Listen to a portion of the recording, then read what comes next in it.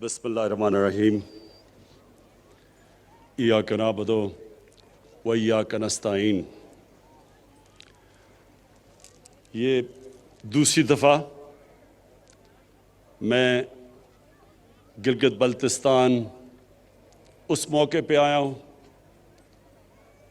जो एक खुशी का मौका है कि जिधर 73 साल पहले यहाँ के गिलगित स्काउट्स ने अपनी जान की कुर्बानी दे के गिलगित बल्तिस्तान को आज़ाद करवाया। तो मुझे आज बड़ी खुशी है कि मैं अब दूसरी दफ़ा फिर दूसरे साल फिर यहाँ आपके साथ खुशी बनाने आया हूँ।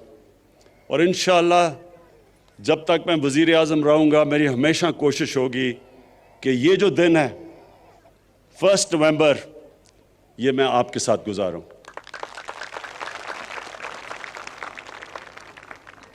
मैं गिलगित 15 साल की उम्र पे पहली दफ़ा आया।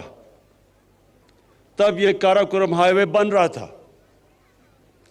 मैं अपने स्कूल की ट्रैकिंग टीम के साथ आया और वो जो 15 साल से मुझे ट्रैकिंग का शौक़ हुआ वो आज तक है। और वो इसलिए कि इस सारे इलाके में जो ट्रैकिंग है वो दुनिया में कहीं नहीं है। ये वो अल्लाह ने इस इलाके में वो खूबसूरती दी है और इस तरह के जो पहाड़ हैं और उन पहाड़ों के अंदर जो इलाके हैं वो कहीं दुनिया में नहीं है। तो मैं सिर्फ एक मेरा प्राइम मिनिस्टर बनने का एक नुकसान ये हुआ कि मैं अब ट्रैकिंग नहीं कर सकता, लेकिन जब भी मौका मिला तो इंशाअल्लाह यहाँ फिर से आऊँगा ट्रैकिंग करने के लिए। ख़वातीन हज़रात, आज एक तो खराज तहसीन पेश करना था गिलगित स्काउट्स को और उन शोधा को जिन्होंने कुर्बानियाँ दे के इस इलाके को आज़ाद करवाया। दूसरा, मैंने आज गिलगित बल्तिस्तान के लोगों को दूसरी भी मुबारक देनी थी और वो ये कि जो हमने फैसला किया है कि गिलगित बल्तिस्तान को प्रोविंशियल स्टेटस देना है, जो इनकी डिमांड थी बड़ी देर की। और ये यूएन सिक्योरिटी काउंसिल्स की रेजोल्यूशन के बीच में रखते हुए हमने फैसला किया है। वो सिक्योरिटी काउंसिल की जो रेजोल्यूशंस हैं उसके बीच में हमने फैसला किया है। लेकिन मुझे पता है कि यहाँ के नौजवानों की बहुत देर की डिमांड थी, तो मैं आज उसकी भी मुबारक देता हूँ। अब जहाँ तक पैकेज की बात की और डेवलपमेंट की, वो मैं आज बात इसलिए नहीं कर सकता क्योंकि इलेक्शंस के दिन है। लेकिन मैं सिर्फ ये कहता हूँ कि हमारी गवर्नमेंट की पॉलिसी, ख़ास तौर पे हमारी गवर्नमेंट की पॉलिसी ये है कि अपने कमज़ोर तबके को उठाया जाए, जो हमारे गरीब हैं, जो पीछे रह गए हैं, जो 25% पाकिस्तानी गुर्बत की लकीर से नीचे हैं। सबसे बड़ी प्रायोरिटी है कि उनको हम कैसे ऊपर लेके आएं। और दूसरी, जो पाकिस्तान के इलाके पीछे रह गए, जिस तरह गिलगित बल्तिस्तान पीछे रह गया है, और उसकी बहुत बड़ी वजह यह थी कि यह कट ऑफ था। जब तक कि काराकोरम हाईवे नहीं बना, इधर शायद ही कोई आता था और डेवलपमेंट की चांस नहीं थी, तो इसलिए यह पीछे रह गया है। लेकिन हमारा कबायली इलाका भी पीछे रह गया है, बलूचिस्तान भी पीछे रह गया है, सारे जो मगरबी डिस्ट्रिक्ट्स हैं पंजाब के अंदरून सिंध वो पीछे रह गए हैं। तो हमारी पूरी कोशिश है कि सारे इलाके उनको उठाया जाए और जो फिर से मैंने कहा, जो हमारा कमज़ोर तबका, जो गरीब लोग, जो इस वक्त 2 वक्त की रोटी सही तरह नहीं खा सकते, उनको ऊपर उठाया जाए। तो इंशाअल्लाह आने वाले दिनों में आप देखते रहेंगे कि हम जिस तरफ जा रहे हैं, हमारी जो सारा डेवलपमेंट का प्रोग्राम है वो जाएगा ही उस तरफ, उन इलाकों में जो पीछे रह गए। मैं, क्योंकि आज मेरे फौजी भी सामने खड़े हैं, जवान सामने खड़े हैं, मैं सारी अपनी कौम को अहमियत बताना चाहता हूं कि कितना ज़रूरी है एक मजबूत फौज की, एक मजबूत फौज का होना पाकिस्तान के लिए। ये मैं अपनी सारी कौम को भी बताना चाहता हूं। आज अब सारी मुसलमान दुनिया में देखें, शुरू करें लिबिया से, फिर सोमालिया पे जाएं, फिर सीरिया जाएं, फिर यमन जाएं, फिर अफगानिस्तान को देखें, फिर इराक को देखें, तबाही मची हुई है। या जंगें हो चुकी हैं या हो रही हैं, लेकिन अवाम मुश्किल में है, मुश्किलों का सामना कर रहे हैं लोग। और उसके बाद ये देखें कि हमारे मुल्क का जो इस वक्त हमसाया है, हिंदुस्तान में आज वो हुकूमत आई है जो पिछले 73 साल में सबसे ज्यादा इंतहा पसंद, मुसलमानों से और पाकिस्तान से नफरत करने वाली, जो वो हिंदुस्तान में मुसलमानों से कर रहे हैं, जो दो उन्होंने कानून बनाए, सिटीजनशिप लॉ और एक और रजिस्ट्रेशन लॉ, ये है ही मुसलमानों की तरफ कि उनको एक बराबर का शहरी हिंदुस्तान में ना समझा जाए। और जो उन्होंने कश्मीर में किया 5 अगस्त 2019 को, किसी हिंदुस्तान की हुकूमत ने वो नहीं किया कश्मीर के लोगों से, जो इस इंतहा पसंद, रेसिस्ट, टोटलिटेरियन, जो रेशल सुप्रीमेसी में बिलीव करती है, बाकी इंसानों को बराबर नहीं समझती, हिंदुत्वता का जो नारा लेके आई है, उन्होंने जो कश्मीरियों पर जुल्म किया, कभी इस तरह का जुल्म पहले नहीं हुआ। तो उस तनाजुर में देखना चाहिए कि कितनी ज़रूरत है आज हमें एक मजबूत पाकिस्तान की फौज की और सिक्योरिटी फोर्सेस की। कोई हफ्ता नहीं गुजरता जब हमारे सिक्योरिटी फोर्सेस अपनी जान की कुर्बानियां नहीं देते। पुराने कबायली इलाका जो मर्ज डिस्ट्रिक्ट्स हैं, आप उधर से लेके आप बलूचिस्तान, कराची में भी कभी कभी एक पूरा प्लान से पाकिस्तान के खिलाफ दहशतगर्दी की जा रही है। और कौन इनके सामने खड़ा है? हमारे फौजी, हमारी सिक्योरिटी फोर्सेस, जो अपनी जान की कुर्बानियां देती है। और हम वो खुशकिस्मत मुल्क हैं कि जो पिछले 15 साल में जिस तरह की 15 साल में दहशतगर्दी पाकिस्तान में हुई, और जो हमारे दुश्मनों ने पूरा फायदा उठाया उससे और हमें डिस्टेबलाइज करने की कोशिश की, हम अपनी आज सिक्योरिटी फोर्सेस को दाद देते हैं कि इनकी वजह से आज पाकिस्तान महफूज है, और इनकी वजह से, इनकी कुर्बानियों की वजह से आज हमारा वो हाल नहीं है जो कई और मुसलमान मुल्कों का हाल है। और हमें यह भी पता है कि ये जो नरेंद्र मोदी की हुकूमत है, ये हर किस्म का अंदर इंतशार सिर्फ दहशतगर्दी के जरिए नहीं, जो इनका कुलभूषण यादव ने जो बताया कि कैसे बलूचिस्तान में और कराची में उसकी मिशन थी दहशतगर्दी करने की, ये अंदर और इंतशार फैला रहे हैं। शिया सुन्नी की लड़ाई प्लान किया हुआ था कि शिया और सुन्नी के आलमों को कत्ल करवाएं ताकि इंतशार फैले। और वो भी मैं आज दाद देता हूं अपनी इंटेलिजेंस एजेंसीज को कि जिन्होंने बहुत इनके प्रोग्राम थे इंतशार फैलाने के, वो पाश किए। मैं आज जो आखिर में बात करना चाहता हूं वो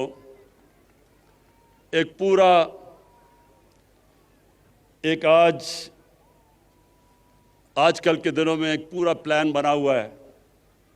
हमारे वो लोग जो कि अपने आप को डेमोक्रेट्स कहते हैं, सियासतदान कहते हैं, वो पूरी तरह आज हमारी पाकिस्तानी फ़ौज के ऊपर और पाकिस्तान की अदलिया के ऊपर उन्होंने पूरा डिस्क्रेडिट करने का उनको प्रोग्राम बनाया हुआ है। लेकिन ये क्यों है? ये आज सब मैं अपनी कौम को बताना चाहता हूँ ये क्यों हो रहा है। मेरा जो पहला, जब मैं वज़ीर आज़म बना तो जो मेरा पहला खिताब था, अगर आप वो देखें तो उसमें मैंने दो ख़ास तौर पे चीज़ें कही। मैंने ये कहा कि जिन लोगों ने 30 साल से इस मुल्क को लूटा है, 30 साल से इस मुल्क का पैसा चोरी कर करके बाहर लेके गए हैं, ये सब इकट्ठे हो जाएंगे। ये इकट्ठे मेरे खिलाफ इसलिए होंगे कि इनको पता है कि मेरे तो 24 साल की कैंपेन ही ये थी कि इस मुल्क में करप्शन का सामना करें। जब तक करप्शन है मुल्क आगे नहीं बढ़ सकता। और मैंने कहा ये सब इकट्ठे होंगे। और मैंने दूसरी बात कही कि जिस चीज में पाकिस्तान का फायदा है उस चीज में इनका नुकसान है, और जिस चीज में इनका फायदा है वो पाकिस्तान को नुकसान है।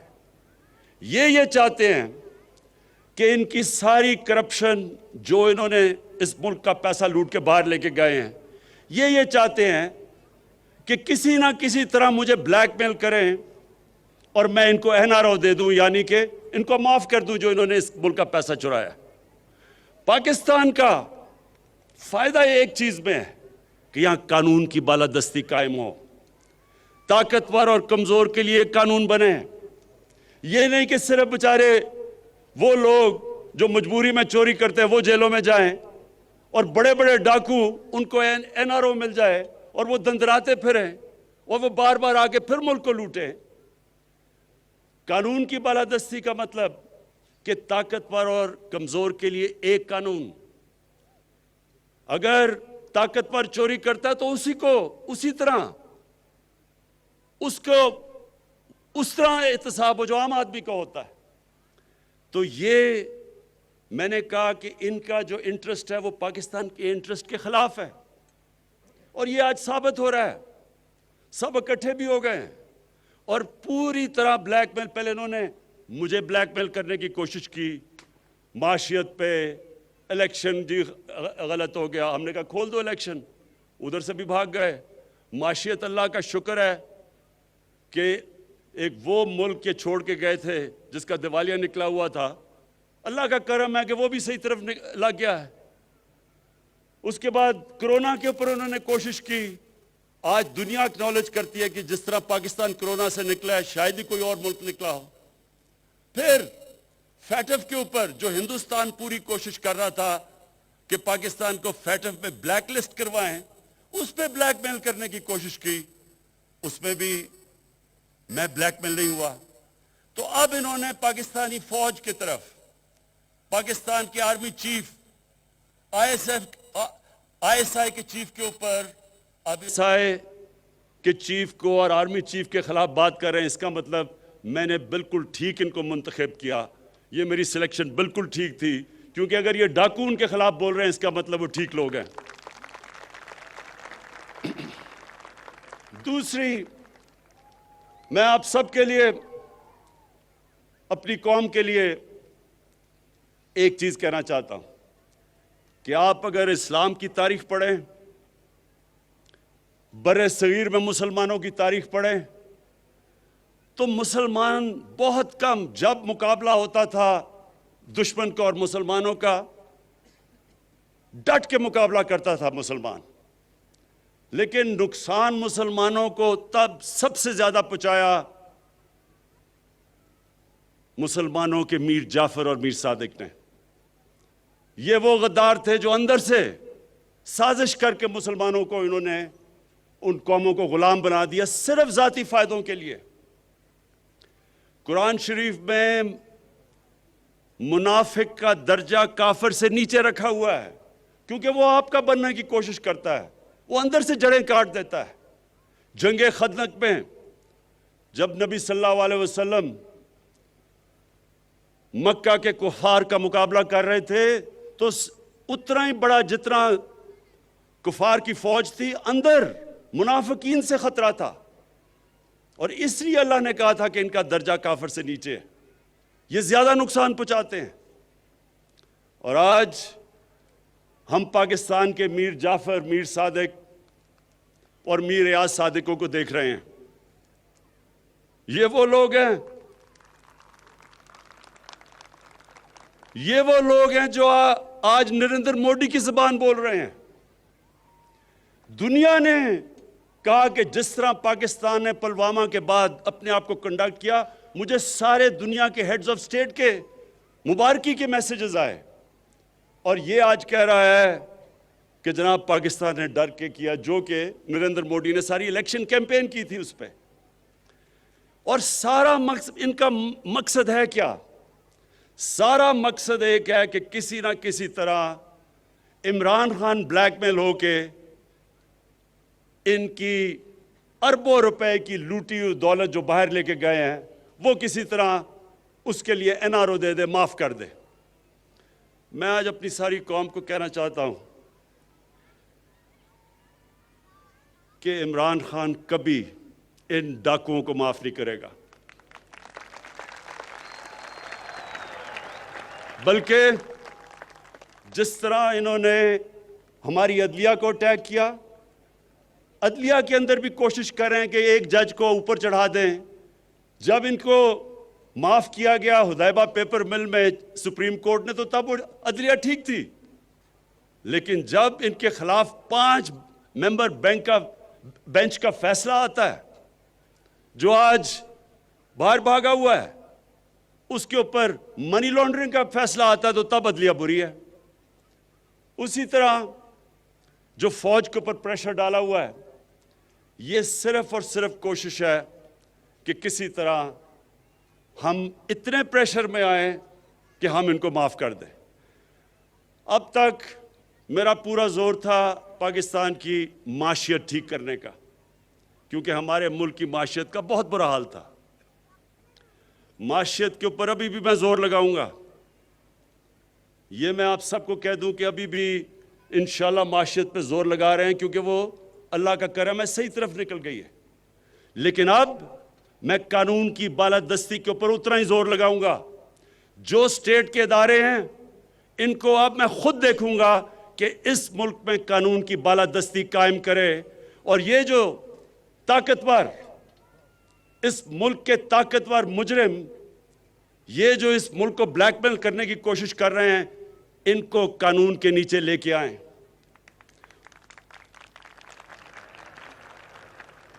और इंशाअल्लाह आने वाले दिनों में आप देखेंगे कि किसकी टांगे कांपती हैं और किसके माथे पे पसीना आता है। ये सारी कौम देखेगी। शुक्रिया। वज़ीर-ए-आज़म इमरान खान गिलगित बल्तिस्तान में मौजूद। अपने दौरे में वज़ीर-ए-आज़म इमरान खान ने आज़ादी परेड में शिरकत की। वज़ीर-ए-आज़म इमरान खान खिताब कर रहे थे आज़ादी परेड से, जिसमें उन्होंने गिलगित बल्तिस्तान के स्काउट्स को खिराज तहसीन पेश किया। वज़ीर-ए-आज़म इमरान खान ने पाकिस्तान के दुश्मनों को भी ये पैगाम दिया कि उनके पाकिस्तान को गैर मुस्तहकम करने के अज़ाइम कभी कामयाब नहीं होंगे। वज़ीर-ए-आज़म इमरान खान का गिलगित बल्तिस्तान की आज़ादी परेड से खिताब आपने बराह रास्त मुलाहिज़ा किया, जिसमें उनका कहना था कि गिलगित बल्तिस्तान के स्काउट्स ने जान की कुर्बानी देकर खित्ते को आज़ाद कराया है। नारा लगाओ,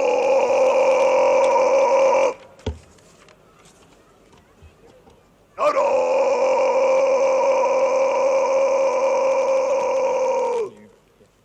तकबीर, नारा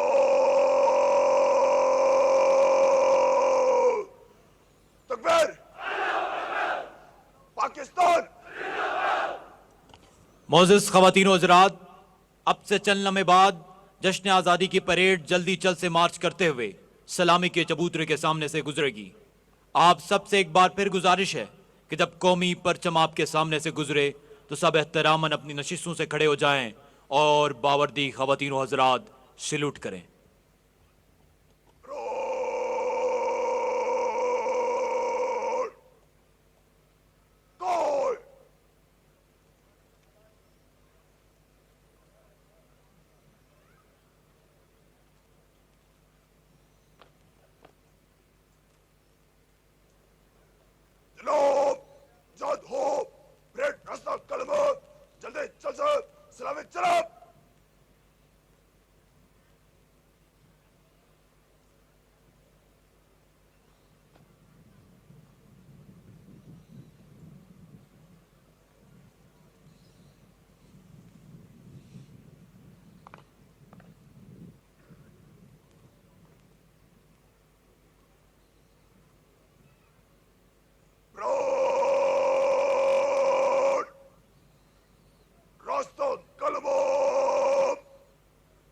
जल्दी चल सो सलामी चले दो फ्रंट बाजू फाइट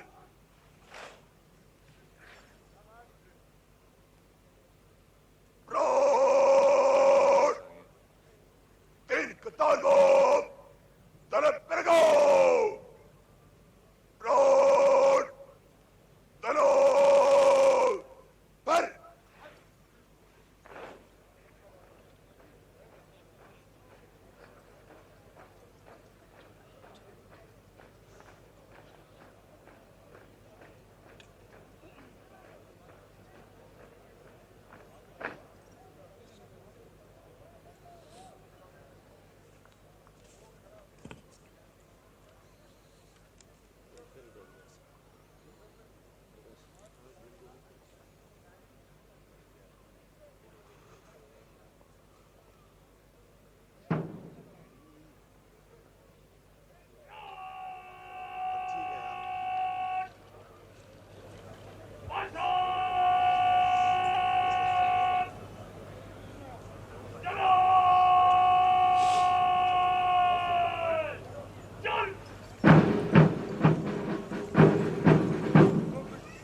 ये गाजी ये तेरे पुरस्रार बंदे जिन्हें तूने बख्शा है ज़ोके खुदाई दुनीम उनकी ठोकर से सेहरा और दरिया सिमट कर पहाड़ उनकी हैबत से राई दो आलम से करती है बेगाना दिल को शहादत है मकसूद मतलूब मोमिन न माले गनीमत न कश्वर कुशाई किया तूने सेहरा नशीनों को यकता खबर में नजर में अजाने सहर में खबर में नजर में अजाने सहर में दिले मर्द मोमिन में फिर जिंदा कर दे वो बिजली के थी नारे ला तजर में अजायम को सीनों में बेदार कर दे निगाह मुसलमा को तलवार कर दे अजायम को सीनों में बेदार कर दे निगाह मुसलमा को तलवार कर दे। मोअज़्ज़ज़ ख़वातीन और हज़रात, आज की इस शानदार परेड की क़यादत कर रहे हैं कैप्टन दानिश, जिनका ताल्लुक 17 सिंध रेजिमेंट से है। कैप्टन दानिश इस वक्त परेड को लिए सलामी के चबूतरे के सामने से गुजर रहे हैं। मार्च पास्ट में सबसे आगे है पाकिस्तान आर्मी सिंध रेजिमेंट की नुमाइंदगी करता 17 सिंध रेजिमेंट का दस्ता, जिसकी क़यादत लेफ्टिनेंट उमैर कर रहे हैं।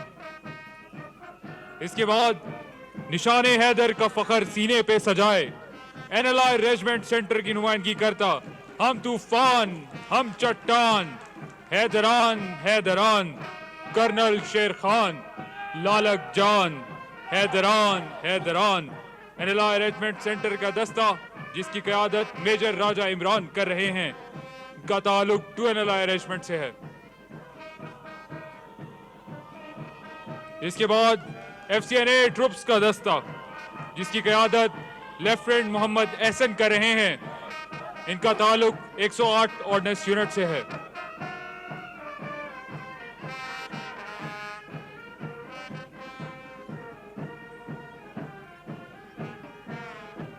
गिलगित बल्तिस्तान को जदीद कम्युनिकेशन से आरास्ता करने वाला एससीओ का दस्ता इस वक्त सलामी के चबूतरे के सामने से गुजर रहा है। इसकी क़यादत 63 सिग्नल बटालियन के कैप्टन जुनेद कर रहे हैं।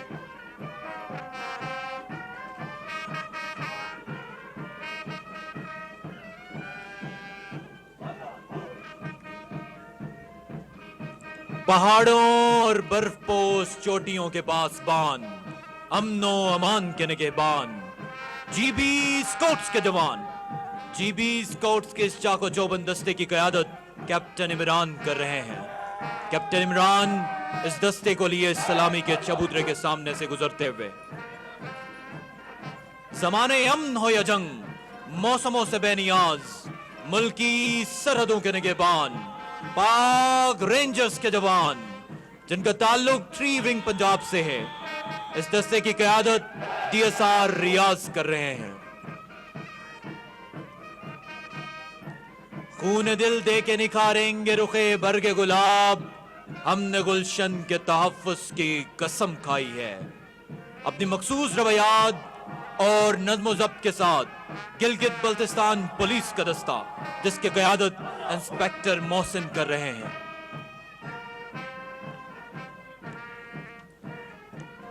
और इसके बाद बॉय स्काउट्स इसके बाद कैडेट कॉलेज स्कर्दू का दस्ता भरपूर नज़्म ज़ब्त के साथ कैडेट कॉलेज स्कर्दू का दस्ता, जिसकी क़यादत कैडेट काजो आसिफ कर रहे हैं।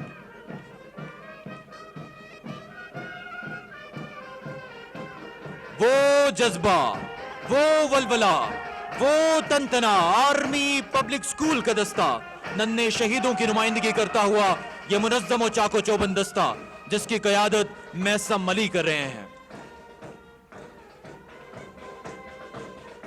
नजर रुकाब की जिगर शहीद का, इकबाल के हकीकी शाहीन हो तुम।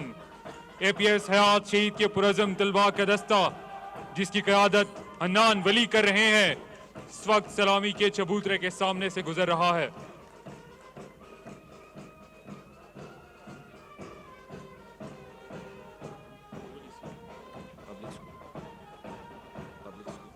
डिसिप्लिन की पहचान, मुल्क और मिल्लत की तामीर और तरक्की में भरपूर हिस्सा डालने वाला, जुटियाल के नाम से जाने वाला चाको चौबंद दस्ता public school and college Jutial Gilgit, इस दस्ते की क़यादत बू अली सीना कर रहे हैं। शहीदों का लहू वो नूर है जिसकी तजल्ली से यकीन अफराद के कौमों के मुस्तकबिल संवरते हैं। उसी की ताबशों से आसमाने फिक्र दानिश पर नई सुबहें बिखरती हैं, नए सूरज निकलते हैं। और इसके बाद बॉय स्काउट्स का दस्ता, जिसकी क़यादत विजदान वली कर रहे हैं।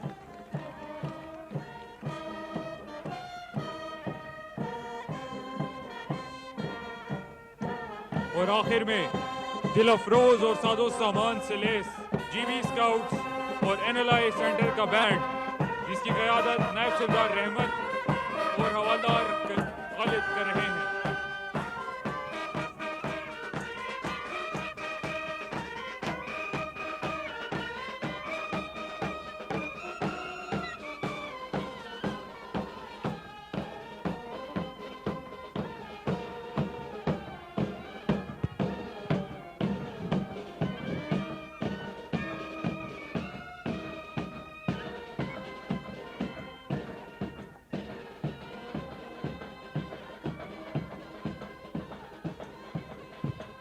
मोअज़्ज़िज़ ख़वातीन व हज़रात, यौम आज़ादी एक खूबसूरत दिन है और एक जज्बे का सफ़र है, एक अहद की तजदीद है, एक रोशन सुबह की नवीद है। इस बात की गमाज़ी है कि कौम मुत्तहिद और यकसू है, और इंशाअल्लाह ईमान, इत्तेहाद और तंजीम से आगही का नूर उभरेगा और इस जहां में हर तरफ हमारा देश उभरेगा। सुरखाब शुमालों, बहराब जुनूबों, खेत खलियानों, रेत नकलिस्तानों और घने जंगलों की सरजमीन गिलगित बल्तिस्तान, जिससे मोहब्बत हमारे खून का हिस्सा है, और यह मोहब्बत किसी एहतमाम की मोहताज नहीं, बल्कि इस धरती पर तरकने वाले हर दिल की मिरास है।